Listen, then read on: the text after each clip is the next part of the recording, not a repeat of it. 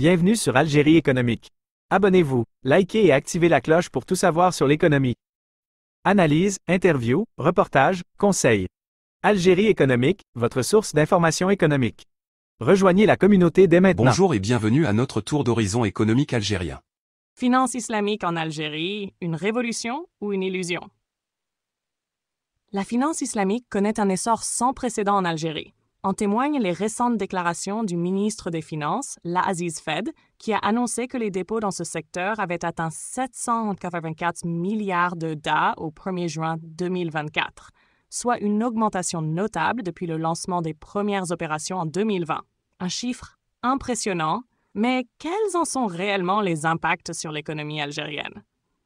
La finance islamique peut-elle répondre aux défis du développement économique et à l'inclusion financière, ou s'agit-il simplement d'un nouvel outil pour attirer un certain segment de la population? Une progression indéniable, mais durable. La finance islamique, qui repose sur des principes tels que la prohibition de l'intérêt, riba, et l'importance de l'équité dans les transactions, est souvent perçue comme une solution alternative face aux limites du système bancaire traditionnel. En Algérie, cette industrie semble en pleine expansion. Avec 715 886 comptes ouverts dans le cadre de la finance islamique et 12 banques, publiques et privées, offrant des produits conformes à la charia, le secteur semble bien ancré. Mais jusqu'à quel point cette expansion est-elle significative et durable? Le ministre des Finances souligne que ces produits répondent à une demande croissante. Toutefois, la question qui se pose est la suivante. Cette demande est-elle suffisamment robuste pour soutenir un modèle économique à long terme? Les récentes crises économiques mondiales ont prouvé que les systèmes financiers doivent être résilients et adaptatifs. La finance islamique en Algérie a-t-elle les fondements pour résister à de tels chocs? Inclusion financière ou niche commerciale? L'une des ambitions proclamées par le gouvernement algérien est de faire de la finance islamique un levier d'inclusion financière. Avec un taux relativement élevé de population non bancarisée, la finance islamique pourrait-elle être la clé pour attirer cette frange de la population, souvent méfiante envers les banques traditionnelles? Si l'on considère que les principes éthiques de la finance islamique, comme l'interdiction de l'intérêt et de la spéculation, sont en phase avec les valeurs d'une partie importante de la population, on peut comprendre cet engouement. Cependant, l'accès aux services bancaires reste un défi, surtout dans les régions les plus reculées. Les banques spécialisées dans la finance islamique peuvent-elles vraiment atteindre cette population non bancarisée ou sont-elles simplement en train de capturer une niche déjà bancarisée, mais réorientée vers des produits halal? Une modernisation technologique en cours, mais à quel rythme? L'Algérie a clairement indiqué sa volonté d'intégrer la finance islamique dans la révolution numérique. Le ministre Fed a mentionné des projets en cours pour développer des services de monétique islamique et des solutions fintech conformes à la charia.